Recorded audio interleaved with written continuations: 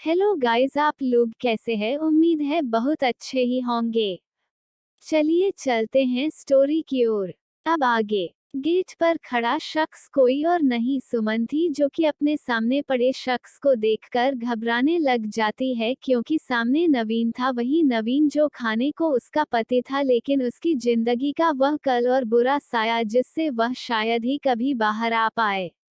सुमन को डरता देखकर पंखुड़ी उसके पास आती है और उसका हाथ पकड़कर उसको बिल्कुल नवीन के सामने खड़ा कर देती है। नवीन अपने मुंह से खून थूकता है और उसको देखते हुए, जब मैं तुम्हें छोड़ दिया था तो तुम्हारी हिम्मत कैसे हुई अपने लोगों से बोलकर मुझे इस तरह से किडनैप करवाकर मेरे साथ मारपीट करने की? लगता है तुम अपनी कसम भूल गई हो, तुम्हें याद दिलाना पड़ेगा। सुमन उसकी बात सुनकर डर जाती है। वही पंखुड़ी खींचकर उसकी एक लात मारती है और उसके चेहरे पर अपनी हाई हील की नोक को रखकर जोर से दबाते हुए, मेरी दोस्त से आइंदा से इस क्लास में बात मत करना, मुझे अपने जगह पर किसी की भी बदतमीजी बर्दाश्त नहीं है। नवीन के चेहरे में वह हाई पॉइंटेड हल घाव कर देती है। वह मुश्किल से उससे माफी मांगता है, जिससे पंखुड़ी उसके चेहरे से अपनी हल निकाल लेती है। सुमन पंखुड़ी का ये रूप देखकर हैरान थी। वह बस उसको देख रही थी। वही पंखुड़ी उसके हाथ में एक चाकू देती है और उसको देखते हुए, मानती हूँ इसने तुम्हें बहुत ज्यादा दुख दिया है, बहुत ज्यादा डराया है। यह आदमी तुम्हारी जिंदगी का बहुत बुरा सपना है जिसे तुम ज्यादा नहीं करना चाहती, तो मैं भी तुम्हें मौका दे रही हूँ। तुम भी इसकी जिंदगी का वही बुरा सपना बानो, जिसको अगर ये आंखें खोलते हुए भी देखे तब भी इसकी रूह का कांप जाए। उद्धरण चिन्ह। लेकिन सुमन में हिम्मत नहीं पड़ती तो पंखुड़ी उसके हाथ में जबरदस्ती पर चाकू दे देती है। सुमन का हाथ कांप रहा था। ये देखकर नवीन अपने दर्द से भले गलों के साथ हंसते हुए, भले ही तुमने इसको हथियार दे दिया हो, लेकिन चलाने की हिम्मत नहीं। ये डरती है मुझे और इसका डर इसके हाथों और इसके आंखों में दिखता है। यह मुझे क्या सजा देगी? नवीन सुमन की तरफ देखा है, जो बहुत ज्यादा डर रही थी। यह चीज देखकर पंखुड़ी को बहुत ज्यादा गुस्सा आ जाता है, क्योंकि नवीन की यह हंसी उसके आंखों को बहुत ज्यादा चुप रही थी। इस शख्स ने उसकी हंसती खेलती लीडर सुमन की हालत है ये करती थी और यही उसके सामने उसका मजाक उड़ा रहा था। ऐसा तो कैसे हो सकता है? सुमन, मैं तुम्हारे हाथ में हथियार दे दिया, अब इसको चलाना है या इसको रखना है वह तुम्हारी मर्जी है। इस कुत्ते ने से ही कहा मैं तुम्हें चीज दे सकती हूँ, लेकिन उसकी हिम्मत नहीं ये तुम्हारे अंदर से आएगी। अगर तुम अपनी किए हुए जुल्मी के लिए बदला लेना चाहती हो तो उठाओ जाकर और इसको इसकी सजा दो, अगर नहीं चाहती तो ऐसे ही डर डर कर मार मार कर जियो। आखिरी की बात पाखी लगभग चिल्लाते हुए कहती है, जिससे पूरा कमरा डर से भर जाता है। वहीं नवीन सुमन को देखा है, जो अभी भी कांप रही थी, उसको फिर से हंसी आ जाती है। अब उसकी हंसी सुमन को भी खटक रही थी। वह धीरे धीरे कदमों के साथ उसकी तरफ पड़ती है और उसके शोल्डर में जोर से चाकू को फंसा देती है। नवीन एक तेज सीख मारता है, जिसको सुनकर सुमन के चेहरे पर सुकून आ जाता है। वही पंखुड़ी के चेहरे पर एक शैतानी हंसी।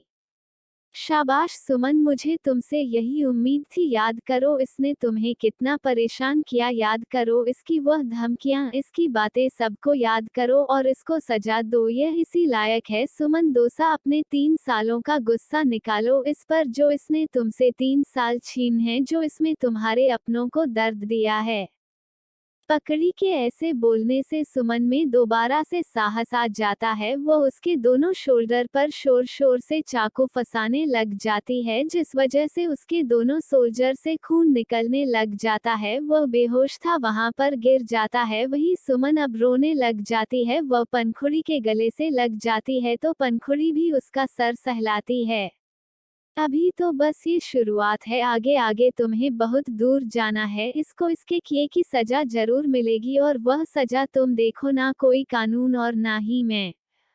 XYZ school. Sameer jockey school देखने आया हुआ था। स्कूल में शौर्य और वरुण भी पढ़ते हैं। रणविजय हालांकि उसके साथ आना तो नहीं चाहता था, लेकिन उसको आना पड़ा। वह प्रिंसिपल समीर का टेस्ट लेते हैं, जिस पर समीर पूरे पूरे नंबरों से पास हो जाते हैं। जैसी आपके बेटे से उम्मीद की जा सकती है मिस्टर शेखावत, वैसे ही आपके बेटे ने परफॉर्म किया है, ये सभी टेस्ट में टॉप किया है इन्होंने, तो हम बहुत खुशी खुशी इतनी ब्राइट स्टूडेंट को अपने स्कूल में लेने के लिए तैयार है।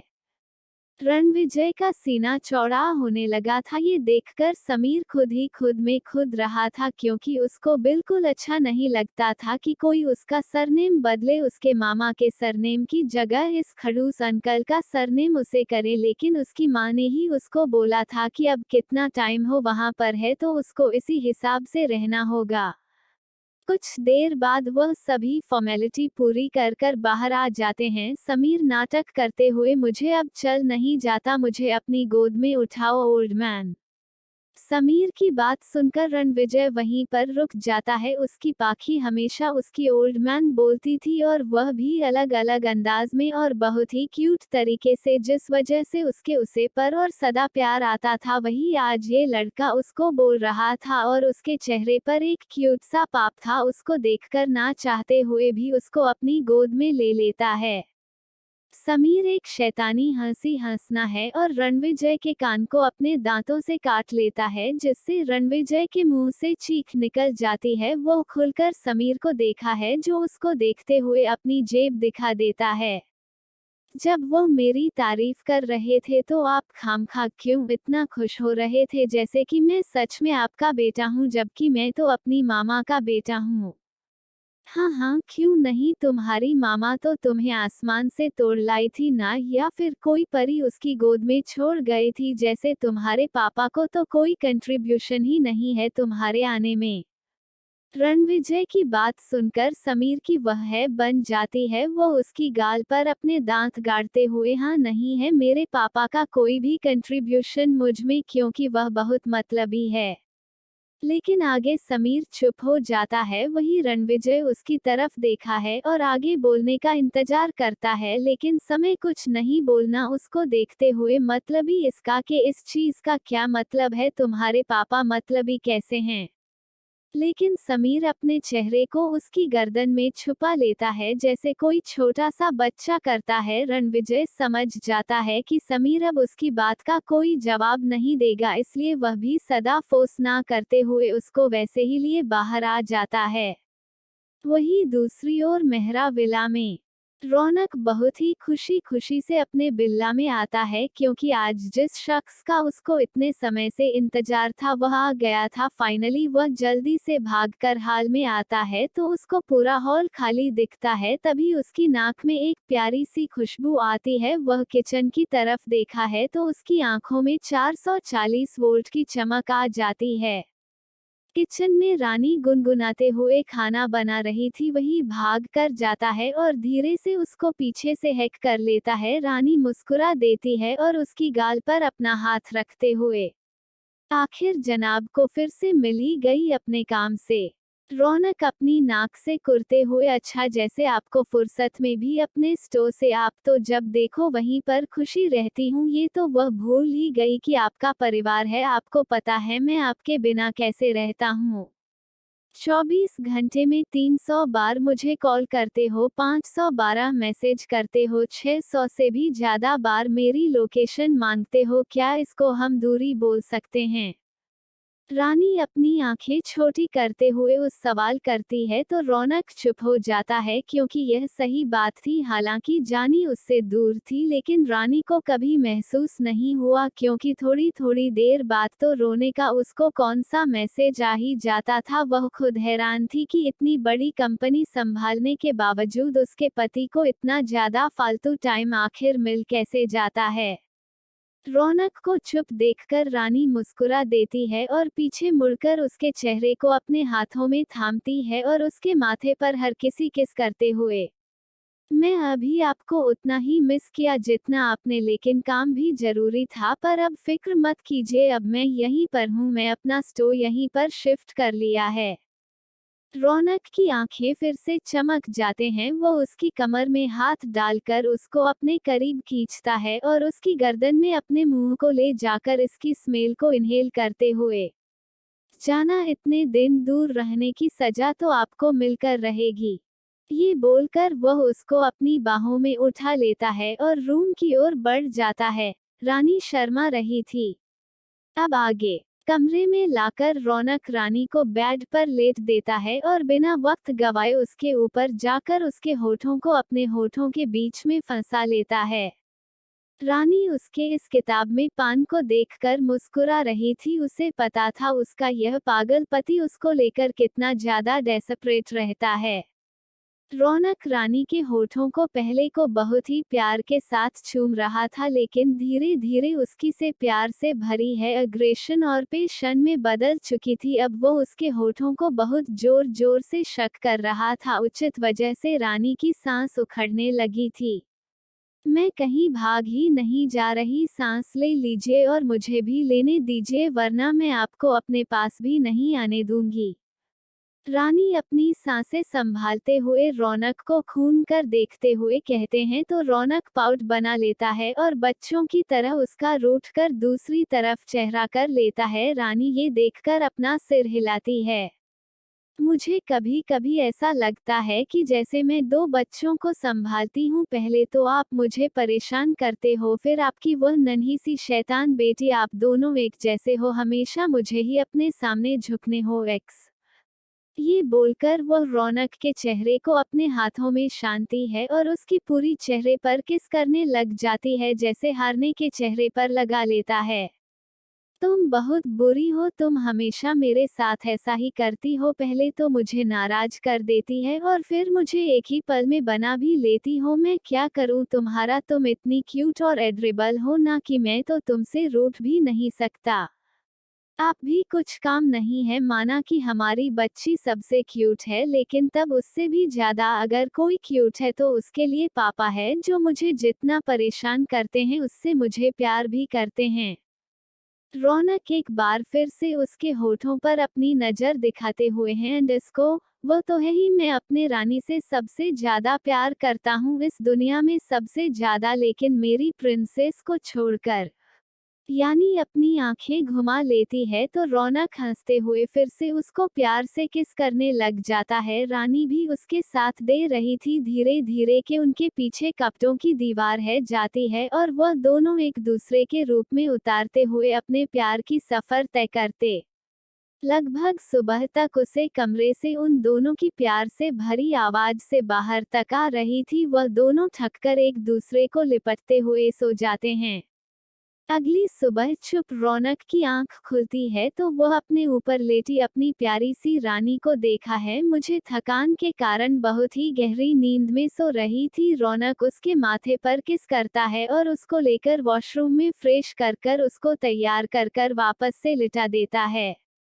वो उसे कमरे से निकालकर अपने साथ पर एक रूम में जाकर देखा है, जहां पर एक छोटा सा फिगर प्यार से पालने में सो रहा था, जो कि कोई और नहीं रौनक और रानी की प्यारी सी बेटी थी, जो देखने नहीं बिल्कुल रानी की तरह ही खूबसूरत और बोली थी, लेकिन हरकतों में बिल्कुल अपने पापा की तरह शैतान। रौनक जल्दी से अपनी बेटी के पास जाता है और उसकी अपनी गोद में उठा लेता है तो उसकी बेटी अपनी आंखें खोल लेती है और अपने पापा के ही चेहरे को अपने हाथों से पढ़ती है। ये देखकर सैनिक हंसता है और उसकी गालों को खींचते हुए, मेरी नटखट गुड़िया, अगर आप जा रहे थे तो पापा के ऐसे सोने के नाटक क्यों किया? क्योंकि किया को अच्छा लगता है जब पापा उसको अपनी गोद में लेते हैं। कियारा अपनी प्यारी सी आवाज में रौनक को देखते हुए कहती है और एक प्यारी सी हंसी पर खेल देती है, जिसे देखकर रौनक तक तो दिल ही बन जाता है। वह भी हल्का सा मुस्कुरा देता है और उसको अपनी गले से लगा लेता है।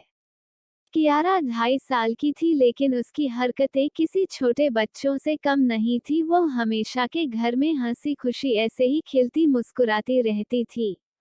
रौनक उसको प्यार कर कर रानी के पास लेकर आता है। रानी चटक उठ चुकी थी, वह भी अपने बच्चों को अपने गले से लगा लेती है और उसको ब्रेस्ट फीड करने लग जाती है। हालांकि थी, लेकिन वह अभी भी ब्रेस्ट फीड करती थी। वह शरीर तौर पर थोड़ी सी कमजोरी थी।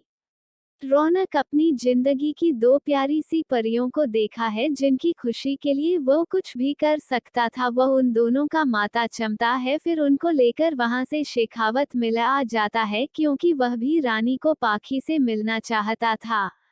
वही शेखावत विला आज पूरी तरह से चक रहा था। अब हो भी क्यों ना इस घर की रौनक लौट आई थी। भले ही उसकी पहचान नहीं हो, उसका स्वभाव नया हो, लेकिन ये तो कोई नहीं बदल सकता ना कि इंसान का एक और होता है और बाकी हो। जब पंख खड़ी दोनों का हीरा बहुत खुशनुमा था। दोनों जहां होती थी वहां पर सब खुशी होते।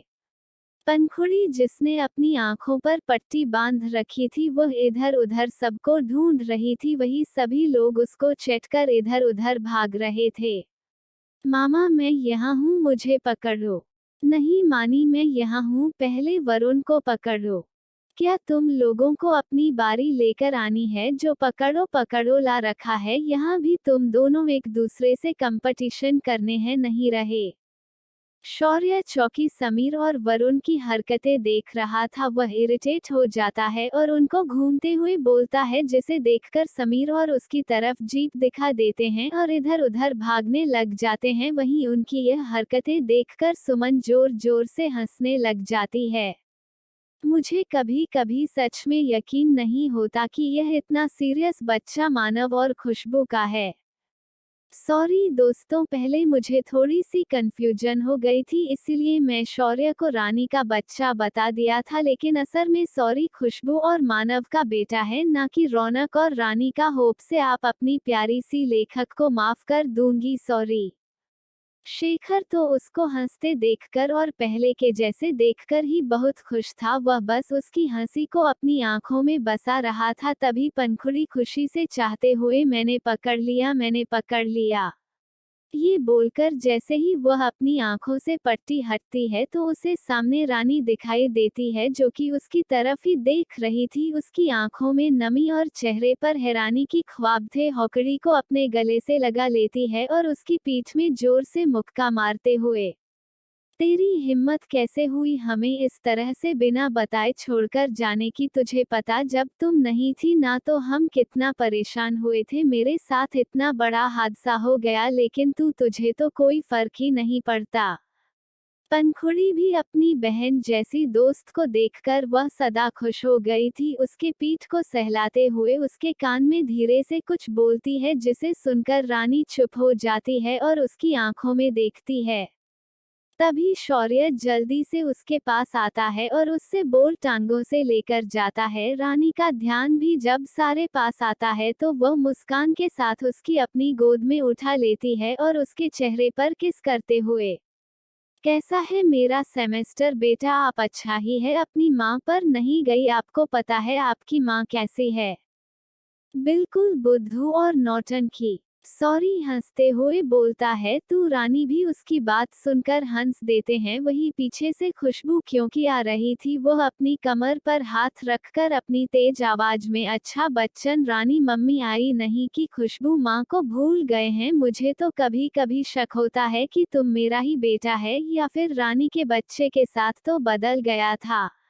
शौर्य और रानी अपनी आंखें बंद कर लेते हैं और अपनी जेब को अपने दांतों तले दबा देते हैं। को आ गया शैतान बाबा, बस अब हमारी खैर नहीं। खुशबू रानी और शौर्य का कान पकड़कर खींच लेती है तो पंखुड़ी उन दोनों को अपने पीछे करते हुए अंडस्को, अरे यार बस भी कर दे, अब इतना गुस्सा क्यों कर रही है? और मुझे पता है तू ना तो गुस्से है और ना ही ज्वेलर्स, तो फिर ऐसी बुरी दादी बना, बंद कर और चल अपनी वही प्यारी सी हंसी हंस कर दिखा।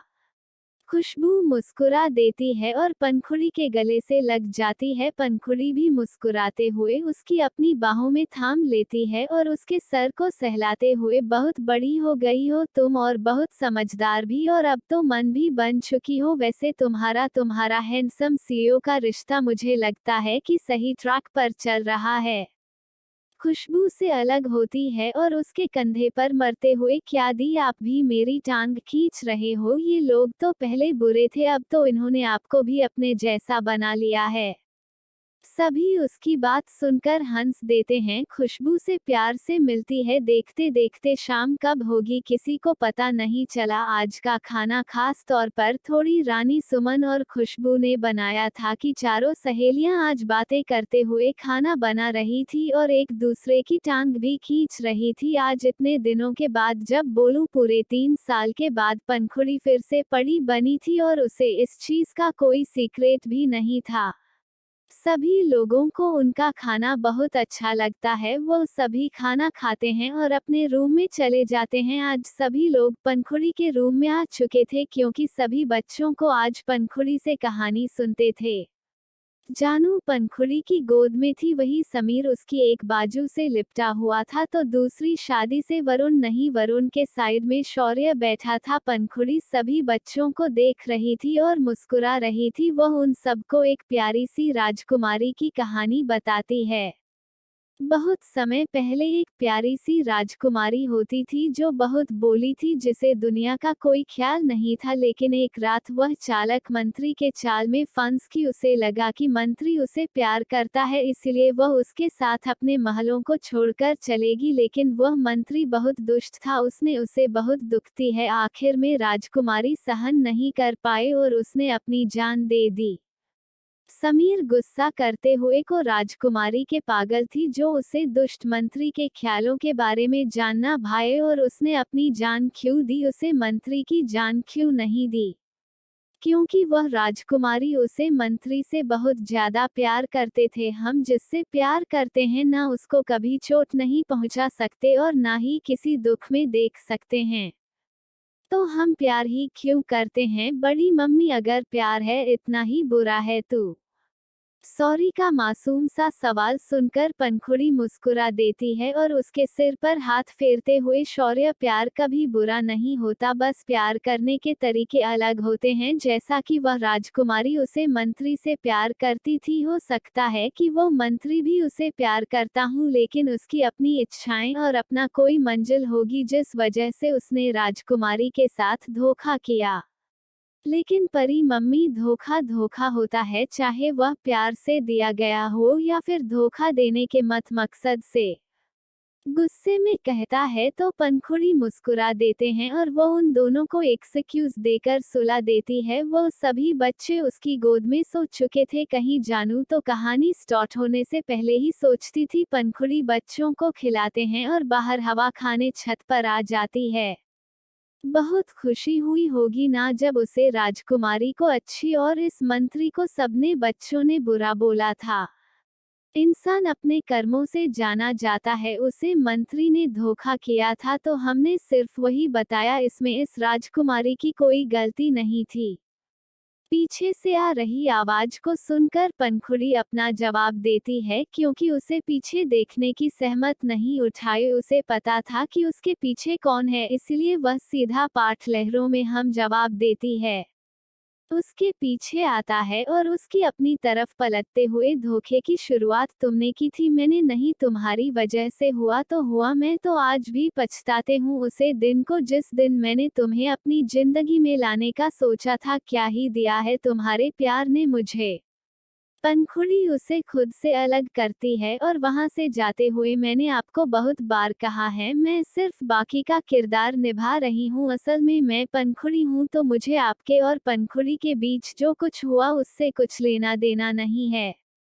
इससे पहले कि वो उसे छत से आगे कदम बढ़ाती, जल्दी से उसकी हाथों को पकड़ता है और उसकी दीवार के सहारे अपनी बाहों में बीच लेकर उसके होठों को अपने होठों के बीच लेकर मिला लेता है। अब आगे। अचानक से रणविजय की हरकत पर बाकी चौंक जाती है। उसे समझ ही नहीं आया कि उसके साथ अभी अभी क्या हुआ, लेकिन जब उसे समझ आया तब तक वह रैंक बीजेपी बाहों में कैद थी और उसके होंठ उसके होठों से मिले हुए थे। पाखी की खुशबू, उसका यह मीठा सा एहसास पाल पाल सन पीछे को तड़पता था। वह हमेशा इसी चीज को तो मिस करता था। यही तो उसकी जिंदगी का एक सुकून बन गया था और यही उसकी आखिरी इच्छा। और जब बाकी उसके इतने करीब थी तो उसके माँ ने जो भी उसके दिल ने बोला वह कर दिया। रणविजय बहुत ही डेस्परेशन के साथ बाकी को किस कर रहा था। वो उसके पूरे मुंह के स्वाद को एक्सप्लोर करना चाहता था, लेकिन बाकी ने अपने मुंह को बंद कर रखा था, जिस वजह से उसकी यह इच्छा पूरी नहीं हो पा रही थी। इस कारण वो उसके होठों पर एक बाइट कर लेता है। बाइट की वजह से परी अपने होश में वापस आती है और उसके मुंह से एक हल्की सियाह निकल जाती है, जिससे उसके सिले हुए होंठ खुल जाते हैं। बस यही मौका पाकर रणविजय अपनी जीत को पाखी के मुंह में इंटर कर देता है और उसके मुंह के हर कोने का स्वाद चखने लग जाता है। पाखी बस रानी से उसकी की गई हरकतों को देख रही थी। उसे समझ नहीं आ रहा था कि उसकी सारी फुल पावर कहाँ चली गई। वह इतनी स्ट्रांग थी कि रणविजय को खड़े खड़े गिर सकती थी, लेकिन न जाने ऐसी क्या बात थी कि आज उसकी खुद की अंतरात्मा ही उसको रोक रही थी। पंखुड़ी पर उसके दिल की पाखी भारी हो रही थी, जो अपने ओल्ड मैन से बहुत ज्यादा प्यार करती थी। उसको ही अपना सब कुछ करने लगी थी, लेकिन बाकी के अंदर की पंखुड़ी यह नहीं पूरी थी कि इस प्यार ने उसके साथ कैसा व्यवहार किया था। उसको बीच रास्ते पर मौत के किनारे छोड़ दिया था, और तो और जिस हॉस्पिटल में वह थी वहां पर भी उसने उसके साथ हजारों लोगों को मारने की कोशिश की थी। पंखुड़ी उसे खुद से दूर तक का दे देती है और खींचकर एक थप्पड़ उसके चेहरे पर मरती है। रणविजय अपने चेहरे पर हाथ रखता है और पंखुड़ी को अपनी आंखों से दूर कर देखता है, तो पंखुड़ी अपनी आवाज की नमी है और कंपन को संभालते हुए, मैंने आपसे पहले भी बहुत बार कहा है मिस्टर शेखावत है, लेकिन लगता है आप नहीं समझते। आप हमेशा मेरे नरक पर पहुंच जाते हो, जहां से मुझे आपके लिए कोई ना कोई फैसला करना पड़ता है, और इस बदतमीजी की सजा भी आपको जरूर मिलेगी। रणविजय उसके करीब बढ़ाते हुए, अपनी बीवी को किस करने में तो कानून भी है, मुझे नहीं रोक सकता। तो फिर सजा की बात कर रही हो और कहाँ के न्याय अदालय में जाओगी? उद्धरण चिन्ह। मिस्टर शेखावत, अब तो कोर्ट में भी लकड़ी की ना का मतलब ना ही होता है। उसे कोई भी लाभ मजबूर नहीं कर सकता, उसके साथ है जबरदस्ती करने के लिए। और दूसरी बात, मैं आपकी पत्नी नहीं हूँ। अगर आप हो रहे हैं तो मेरा सरनेम कपूर है, मैं वीर कपूर की। लेकिन पंखुड़ी अपनी बात पूरी नहीं कर पाई, क्योंकि उससे पहले फिर से रणविजय उसके होठों पर अपने होठों को दिखा देता है और उसके होठों को बुरी तरह से किस करने लग जाता है। इस केस में पहले जैसी डिप्रेशन है, या फिर अगर ऐसे नहीं था, इसमें था तो सिर्फ और सिर्फ फैशन। खुद को उसका साबित करने का पैशन, उसको खुद की आत्मा का हिस्सा बनाने का पैशन, एक दोनों की रोज जुड़े होने का पैशन, उसका सिर्फ और सिर्फ उसकी जिंदगी पर हैक होने का पैशन। भले ही रणबीर से अपनी बाकी से जितना ज्यादा गुस्सा, जितना ज्यादा नाराज हो, लेकिन उसको यह चीज बिल्कुल अच्छी नहीं लगी कि जब बाकी ने किसी और का नाम अपने सबको, सिर्फ उसकी बाकी थी, वह ये हक किसी को नहीं देता उसके साथ नाम जोड़ने का। पाखी कुछ तेल के लिए तो उसकी ताकत के सामने अपने घुटने देख देती है, लेकिन फिर वह अपनी सारी हिम्मत को इकट्ठा करती है और उसको शोर से खुद से अलग धक्का मार देती है और उसका सर पड़कर सीधा दीवार पर मरती है, जिससे रणवीर जी के सर से खून निकलने लग जाता है। मैंने पहले भी कहा था, अब भी कह रही हूँ, आगे भी कहूंगी, मेरा शेखावत से कोई भी नाता नहीं है। मैं पंखुड़ी कपूर हूँ। अगर तुमने फिर से कभी भी मेरे साथ कोई बदतमीजी करने की कोशिश की ना, तो इस चोट को ही याद रखना और अपने दिमाग में बिठा कर रखना। ये बोलकर वो वहां से चली जाती है। वही रणविजय अपने माथे से निकल रहे खून को अपने हाथ से छूकर देखा है और अजीब तरह से हंसाता है। फिर वो वहां पर फैले हुए अंधेरे को देखा है और गहरी गहरी सांस लेने लग जाता है। अगर खुद को सही साबित करना होना तो अपने लफ्जों और आंखों का मेल जरूरी है, पाखी शेखावत, क्योंकि लव कुछ और जब आंखें कुछ और बोलती हैं ना, तो उनका मतलब कुछ और निकल आता है। तुम्हारी आंखों में मैं अजीब तरह का गुस्सा देखा है, एक धोखा देखा है, जबकि धोखा तो तुमने मेरे साथ किया था। इस मिस्त्री की क्या हिस्ट्री है, इसको तो मैं चांद कर रहूंगा। इसलिए तुम्हारा, तुम्हारे पति का, रणविजय शेखावत का वादा है अपनी जली बिल्ली से। ये बोलकर वो पागलों की तरह हंसने लग जाता है। वही बाहर खड़ा शहर है, ये सब देखकर अपना सिर हिला देता है और वहां से चला जाता है। अगली सुबह आज समीर का पहला दिन होने वाला था अपने नए स्कूल में, तो वह बहुत ज्यादा एक्साइटेड था। समीर उन बच्चों में से बिल्कुल नहीं था जिनका स्कूल जाने से नफरत थी, बल्कि वह तो स्कूल जाना नहीं, चीज सीखना, ये सब कुछ बहुत एंजॉय करता था। उसको इन सब में एक अलग पिक मिलती थी, इसीलिए हो तो खुशी खुशी तैयार हो रहा था। वही वरुण बहुत ही मुश्किल से, मुझे समझ नहीं आता कि तुम मेरे बड़े भाई कैसे हो, जबकि तुम्हें तो हमेशा बच्चों वाली हरकतें करनी होती है। स्कूल जाने में भी कितने नखरे दिखा रहे हो, और कैसे तुम्हें रोशनी मामी तैयार कर रही है। शौर्य की बात सुनकर वरुण अपने मुंह में डाले हुए ब्रेड को चबाते हुए, मैं हमेशा से बोलता हूँ, फिर से बोल रहा हूँ, बच्चा हूँ, बच्चों वाली हरकतें ही करूँगा। तुम सिर्फ था आदमी नहीं हूँ जो ऐसी हरकतें करूँगा। सॉरी। उसकी बातें सुनकर अपनी आंखें चढ़ा लेता है। वही वरुण भी उसकी नकल करता है। पंखुड़ी क्योंकि तैयार होकर आ रही थी, वह सब बच्चों को देखते हैं तो सारे बच्चे उसके पास चले जाते हैं। पंखुड़ी भी मुस्कुराती है और सबको हैक कर लेती है। जानू जोगी सरला जी की गोद में थी, वह भी एक्साइटेड होकर उन सबको अपनी चमकती हुई आंखों से देखते हैं, क्योंकि वहां पर तो सिर्फ वह अकेली थी, लेकिन यहाँ पर इतना बड़ा परिवार था, सभी उसे बहुत ज्यादा प्यार करते थे। रात से ही वह कभी इसको भी मैं तो कभी उसको। सॉरी। जैसे ही जानू को देखा है तो वह आगे बढ़कर उसको अपने गोद में ले लेता है। जानू उसके गालों पर किस कर लेती है तो शौर्य के गाल लाल हो जाते हैं, और साथ ही साथ उसके कान भी। ये देखकर खुशबू, रोशनी और पंखुड़ी मुस्कुरा। पैसे खुशबू, तेरा बेटा प्यार के मामले में बिल्कुल तेरे पर नहीं जाएगा, यह अपने पापा पर जाएगा। देख, इसकी कोई भी चोरी पकड़ना कितना सादा आसान है।